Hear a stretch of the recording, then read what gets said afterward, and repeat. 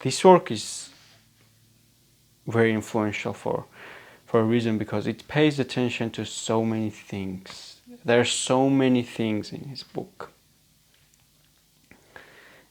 When we think about future, we imagine this advanced civilization where humankind reigns supreme and we are out there and everywhere. And this is a scenario, the scenario where we are just wiped out. But this is a scenario where human race is stagnating. When human race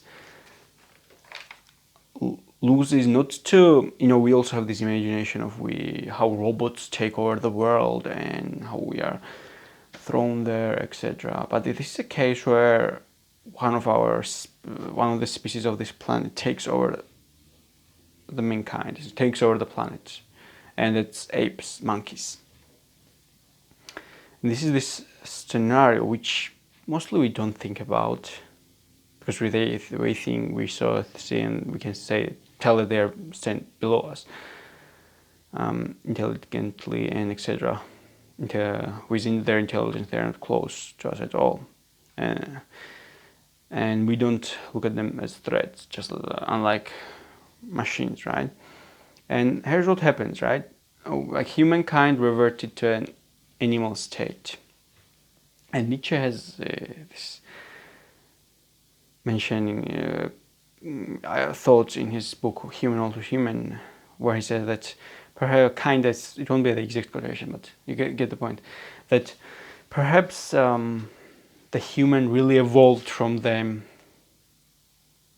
ape or chimps, and at some point he will revert back to it. He will revert back to this barbarity that he used to be, that's the animal that the human used to be. Perhaps he will revert back to it. And this is a kind of the story that unfolds into this book, and the kind of very funny way, because the main character is in shock and experiences mental trauma and etc. and what happens here. And there is this thing that said there are more things on the planets and in the heavens than have ever been dreamed of in human philosophy. True, because there are infinite variations that can happen, that can happen. I mean, also, this gives us fragility of knowledge, fragility of history, because how can we know what was 100 billion years back? Like, maybe there was some civilization, and in fact, etc. Like, let's don't go to far stretch of conversation. Let's don't stretch this conversation to far of a scale.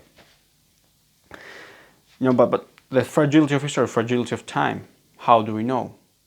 I mean, just like in this novel, monkeys hide the effect of existence of superhuman civilization, the fact that humans were reigning before them. Try to try to hide this thing from the public, because they don't want the public to know that in fact they are the imitators. There is imagine until these monkeys invent certain technology that kind of makes this female unable to remember her past ancestors' thoughts, and this is one of this quotation. What is happening could have been foreseen. A cerebral laziness has taken hold of us. Maybe, and before I will read this thing, but what I want to say at the beginning, maybe this is a prophecy. Maybe this is what will happen. There is a good chance that it will happen. And now let me read this thing. What is happening could have been foreseen. A cerebral laziness has taken hold of us. No more books, even detective novels have now become too great an intellectual effort. No more games, at the most a hand or two of cards. Even the childish motion pictures does not tempt us anymore. Or there is this famous movie of Idiocracy, right? There is a good chance that we will revert back instead of advancing. And there is this female, I believe, that talks about how his own pet, what was his pet, a chimpanzee, or basically essentially a monkey, thrown her out of her house, and essentially she was forced to leave her house because she was in danger, and she had no desire to resist, and there was no resistance force. Like nobody could develop this resistance force. I tried to win him over by kindness. He tried to win a chimp with kindness, but obviously it would not work. He laughed in my face, and his demands increased. I was too miserable. I abdicated. And she finds himself in this place where other people are mostly females, but some of the males, and all of them are ashamed. Every single one of them they're ashamed. None of them have resistance to power, like desire to resist. And this brings me to the main point I wanted to discuss with you, because when this thing happens, there is this thing saying live and let live. What it expresses is live, enjoy life, and let also others enjoy their lives. Have this bloody desire in your veins to live, to be filled with vigor and desire to live, to be happy, or to express yourself, to be full of life, to be full of power, to be full of this desire that makes us human, to be this full of this vigor that makes us human, essentially. Well, this is what makes us. But these humans have lost this thing in this novel. They lost this desire to resist, desire to fight, desire to grasp the life with both of its hands, this powerful desire. And we can see that this society became delusional because obviously they don't have any reaction when they are thrown out of their own houses. They are suppressed, and they are whipped by monkeys and captured and etc., tortured, and they don't have this desire. Oh, how dare you! I will resist right now. Let's fight. Let's fight. If you're doing this injustice, or are you trying to attempt this unjust, then let's fight. This desire is being lost, and what enabled us to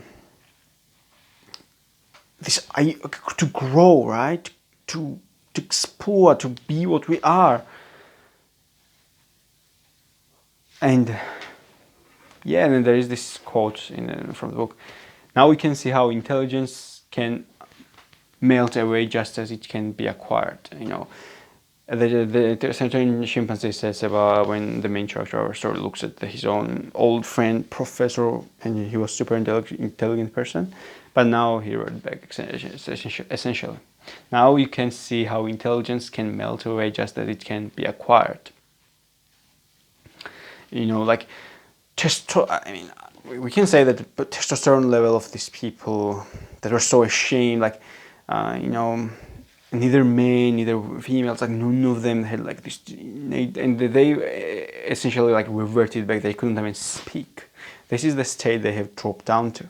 They couldn't even speak, and they were tortured, captured. They were hunted down like animals, and they were animals. They became animals. They became essentially intelligence-less creatures. They reverted back to, and there is a good chance possible that this can happen. Just like Nietzsche remarks in a very interesting way in his work, right? Because there is a chance that may happen, because perhaps human can revert back to animal that it used to be. So, another aspect of the, an entire reading.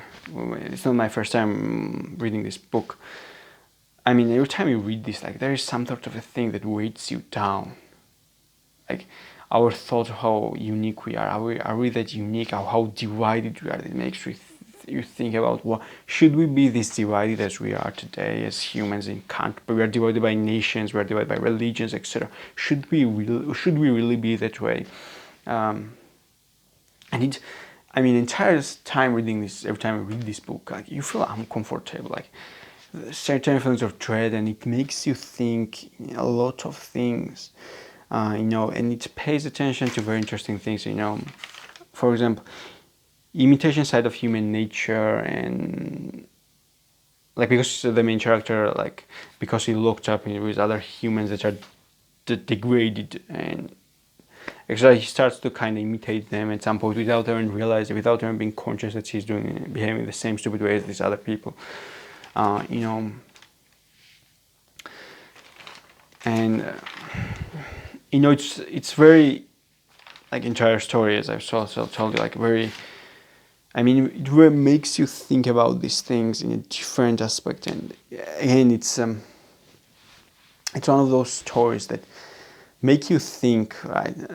Teach you lessons about, like, hey, enjoy life. If you live, be alive. And sometimes life is about living, be full of vigor instead of just surrendering and our shortcomings of humanity also can be seen here. Like, we are too tribal. You know, just like the main character is influenced by being, like, we are, like, you know, there's this saying of countless generations in philosophies: avoid crowds. Why? Because we are influenced by crowds. Madness can get us. The madness of crowds can get us.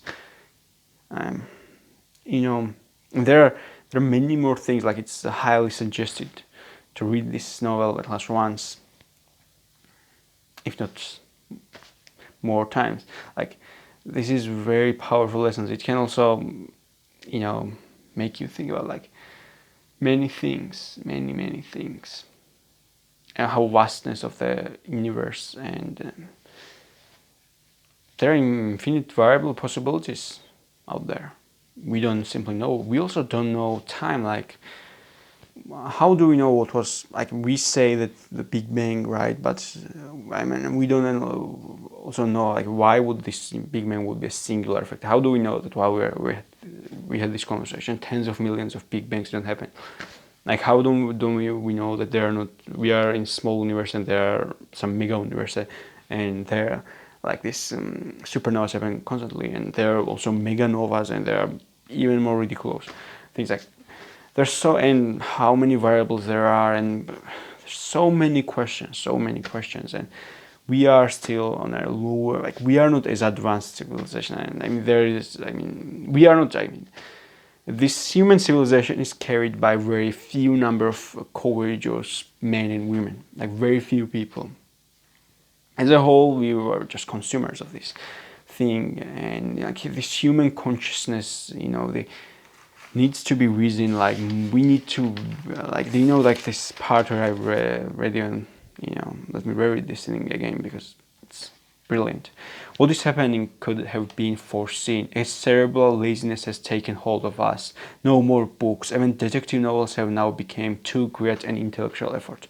No more games, at the most a hand or two of cards. Even the childish motion pictures doesn't tempt us anymore. Like, we have to, as a whole, become smarter, more independent.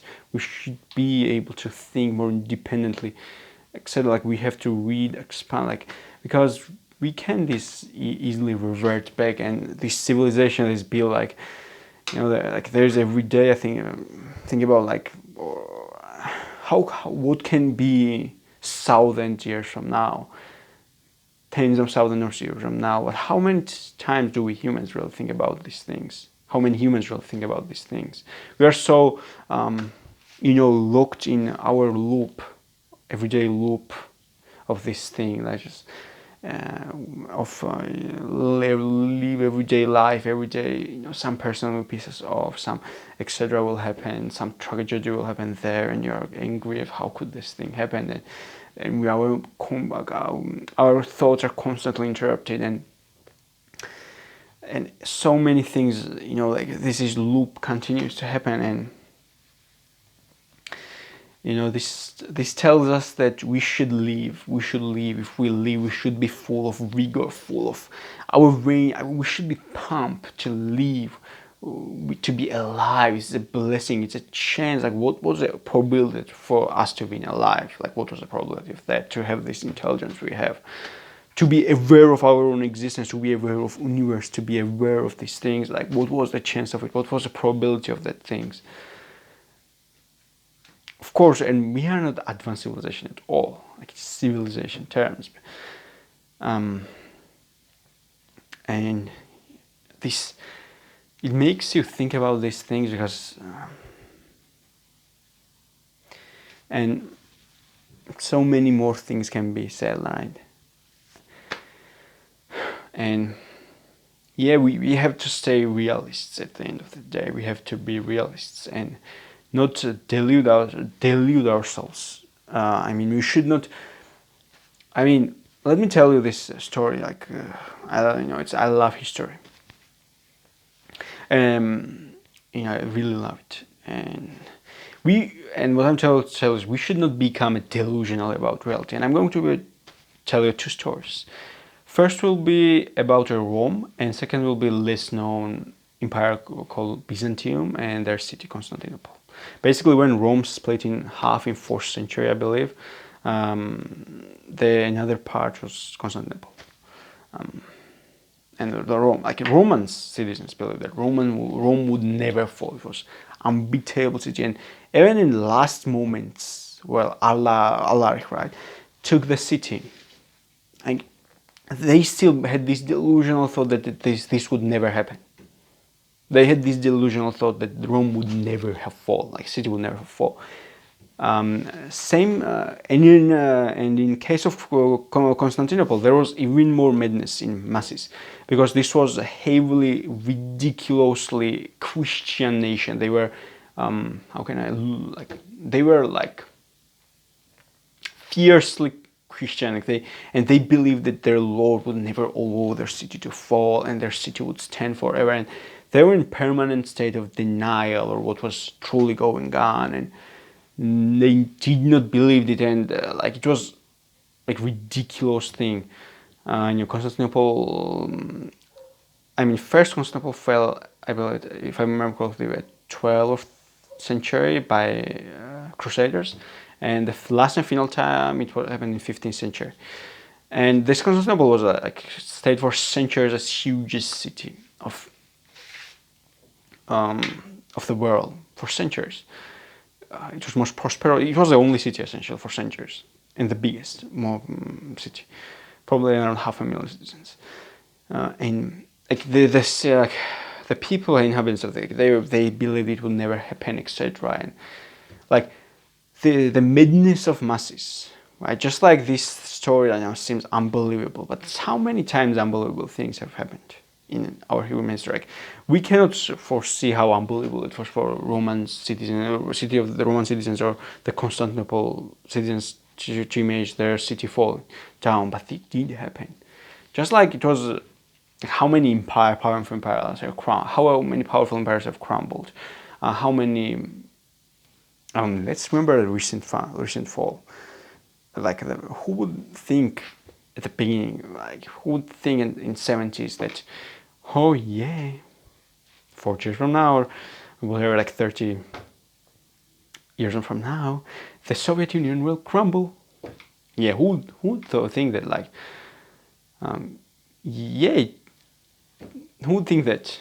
In terms of who would be able to maybe some very smart people could there are some very smart people that could have foreseen it, but what I'm pointing at, majority of society, majority of mankind would never point their fingers and would never say that it would happen. But yeah, of course, even in Rome and even in Constantinople, today's Istanbul, where people were aware of this would happen.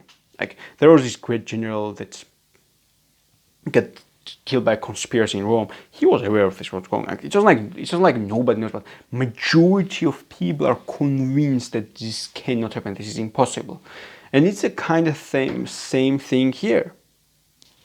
And it seems ridiculous, but it's possible, and perhaps it might happen.